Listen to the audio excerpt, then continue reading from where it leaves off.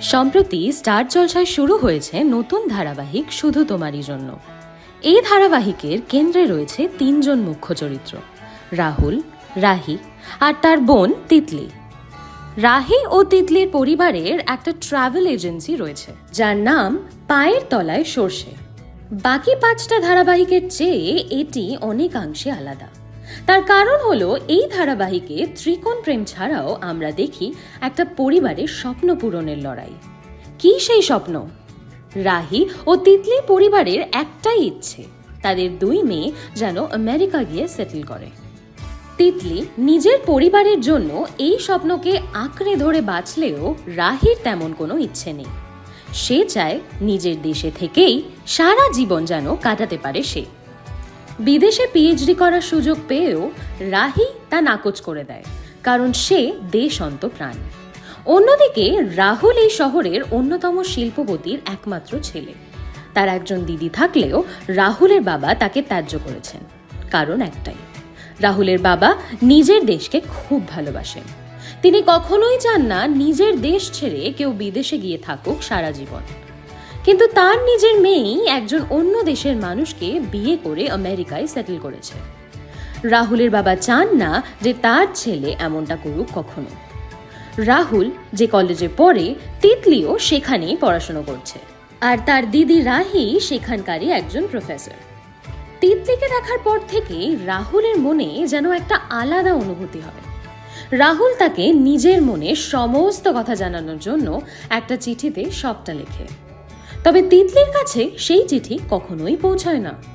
সেটা ভুলবশত রাহির কাছে এসে পৌঁছায়। রাহি এতে প্রচণ্ড রেগে যায় আর রাহুলকে প্রশ্ন করে সে কি এইসব কারণে কলেজ আসে নাকি পড়াশোনা করতে আসে।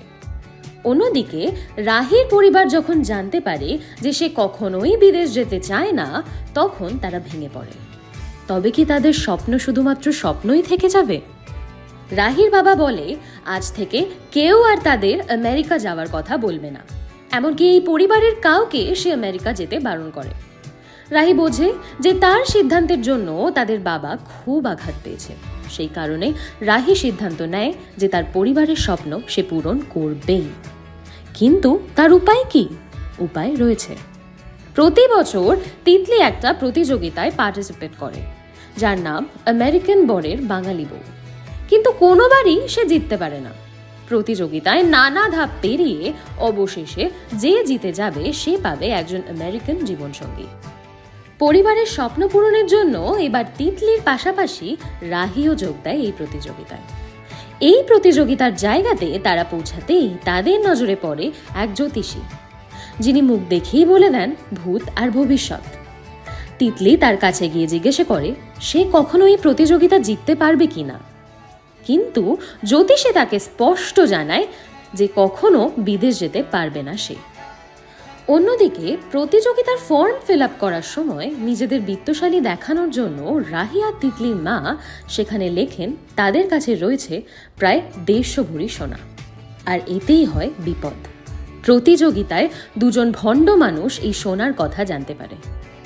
জন ও তার মা প্রতি বছর এই প্রতিযোগিতায় আসা মানুষদের বোকা বানিয়ে তাদেরকে প্রতারণা করে সব টাকা আত্মসাৎ করে ফেলে। রাহি আর তিতলির পরিবারের উপরেও তাদের নজর পড়ে। এবারে প্রতিযোগিতা শুরু হলো। এক এক করে সমস্ত ধাপ পেরোলো রাহি ও তিতলি। কিন্তু ফাইনালসের ঠিক আগেই ডিসকোয়ালিফাইড হয়ে যায় তিতলি।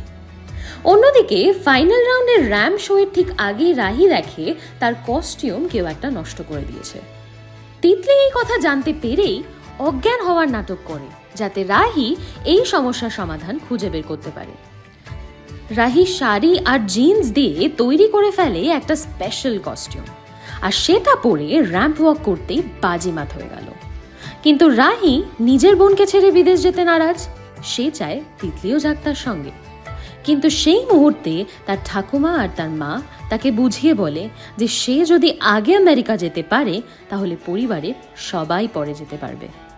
তবে কি রাহি নিজের ভিটেমাটি ছেড়ে পাড়ি দেবে আমেরিকায়? জানতে দেখুন শুধু তোমারই জন্য রোজ সন্ধ্যে 5:30টায় শুধুমাত্র স্টার জলসায়।